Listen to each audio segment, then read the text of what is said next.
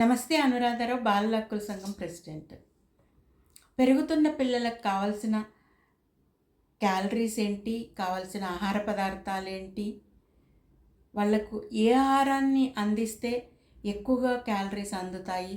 ఎందుకంటే పిల్లలు బాగా ఆడుకుంటారు, చదువు మీద శ్రద్ధ పెట్టాలి అంటే మంచి ఆహారం తీసుకోవాలి. అలాంటప్పుడు వాళ్ళకి ఎలాంటి ఆహారం ఇవ్వాలి అన్నది మనం ఆలోచించాలి.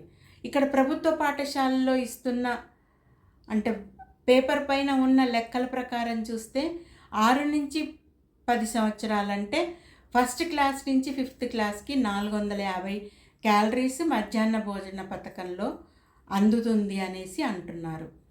6th నుంచి 10th వరకు ఉన్న పిల్లలకు 750 క్యాలరీస్ అందివ్వాలి అని అంటున్నారు.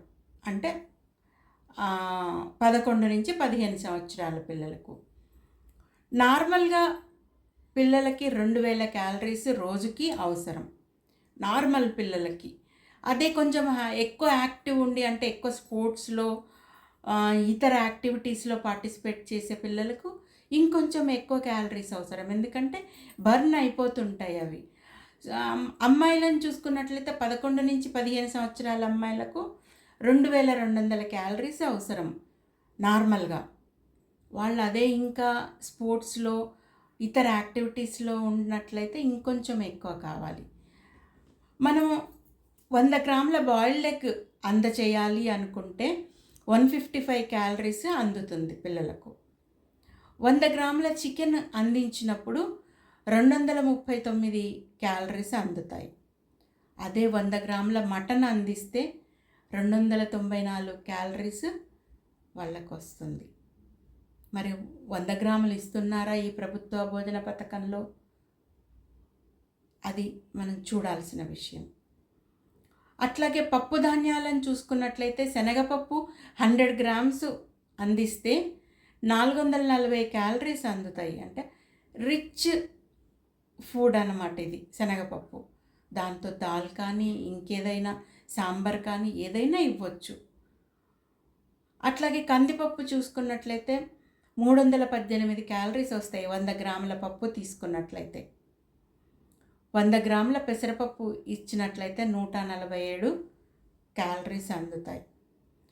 100 గ్రాముల మినపప్పు ఇచ్చినట్లయితే 270 క్యాలరీస్ అందుతాయి. అంటే ఇది బ్రేక్ఫాస్ట్లో మనం ఉపయోగించే ఇడ్లీకి కానీ దోశకు కానీ వాడతారు ముఖ్యంగా. ఇది వంటకాలలో కూడా ఇప్పుడు మినపప్పుతో దాల్ చేస్తున్నారు, రకరకాల ఐటమ్స్ చేస్తున్నారు, అట్లా కూడా ఇవ్వచ్చు.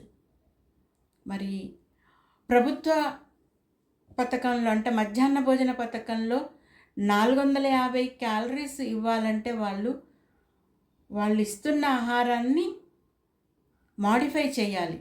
అవి ఆ 450 క్యాలరీస్తో వాళ్ళు డే అంతా ఉండలేరు కదా. ఇంటి దగ్గర 1500 క్యాలరీస్ ఫుడ్ వాళ్ళకి అందదు. కాబట్టి ఇక్కడ మధ్యాహ్న భోజన పథకంలో ఇంకా ప్రోటీన్ రిచ్ డైట్ చేర్చే విధంగా ప్రభుత్వం చర్యలు తీసుకోవాలి. ఎక్కువగా వాళ్లకు నాన్ వెజ్ తినే పిల్లలకు నాన్ వెజ్ ఇవ్వండి, దాల్ కూడా కంపల్సరీ ఇవ్వండి.